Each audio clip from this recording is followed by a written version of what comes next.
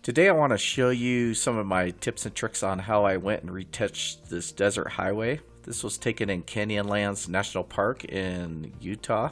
This particular area was located actually quite a bit south of Moab, Utah, and it's the most southeastern entrance into the park. When I did go down there a couple weeks back, snowstorm just came through the area, covered the mountains up here. And this was the evening light was starting to come out. So you start to get these nice shadows that were starting to come across the desert here. So I pulled over on the side of the road here, jumped out with my camera.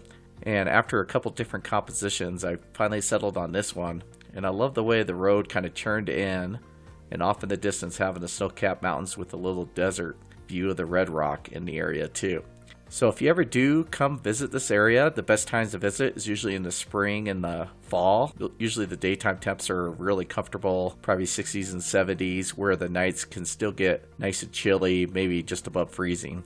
The summertime, if you come here, can get really hot, but at the same time you get the monsoons. This usually starts up in July, and in July and August you can get some really cool thunderstorms that do roll through this area. And then the wintertime, it has its own look too, with the snow that comes through here every once in a while. Okay, real quick, I want to show you the settings I did use for taking this photograph. What I was doing is holding the camera by hand. I wasn't using a tripod, so I actually settled on 1/60th of a second. Now I find if I'm freehanding photographs, I usually don't go below 1/50th of a second, because then it gets really hard to keep from the shots getting too blurry. So I stuck with the 1/60th of a second, aperture at f11, ISO 100, and I had my 24 by 120 millimeter f4.0 lens I used on this photograph, and it tended to make a picture look really cool. And I did shoot this in RAW format, and let me show you the before and after. So with RAW format, you can see on the left here, the picture looks really flat and boring.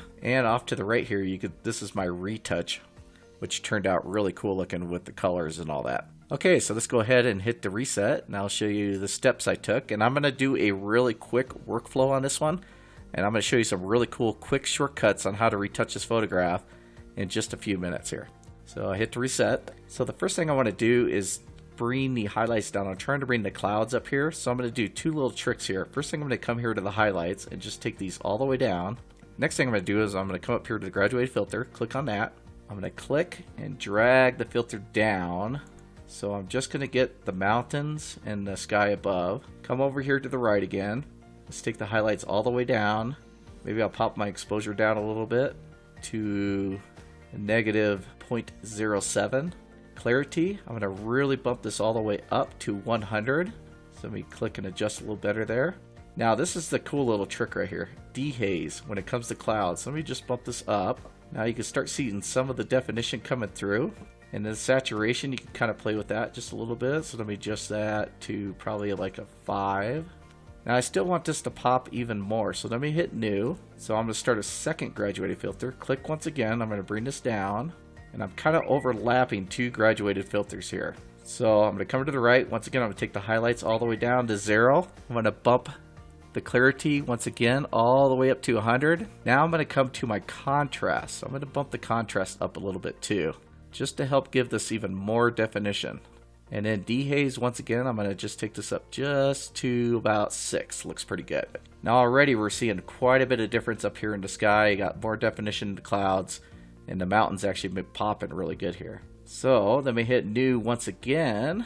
So now we got a third one, but this time I'm going to come from the bottom up. So I'm dragging up, pull this up to position. So everything from this point down I'm going to take care of now. So here I'm going to do is pull the exposure down or up to about 0.14. Just pop the clarity up just a hair. Dehaze, I'm going to bump that up to about 7. Now the saturation, I'm going to really bump this up because I really want to make the colors pop. So I'm taking it to about 53. Sharpness, let's take that up to about 27, which will help kind of make the picture pop a little better. And then contrast here, I just want to bring this up just a hair. So let's take it to 7. Now I'm going to hit close. So a couple more quick things I want to do. Under presets here, I'm going to go to clarity. I'm going to bring this up to about 7. Vibrance, let's take the vibrance to about 15. Looks pretty good. And then saturation, I'll just take that to 7. So what I'm doing with this saturation, I'm overall saturating the picture at this point.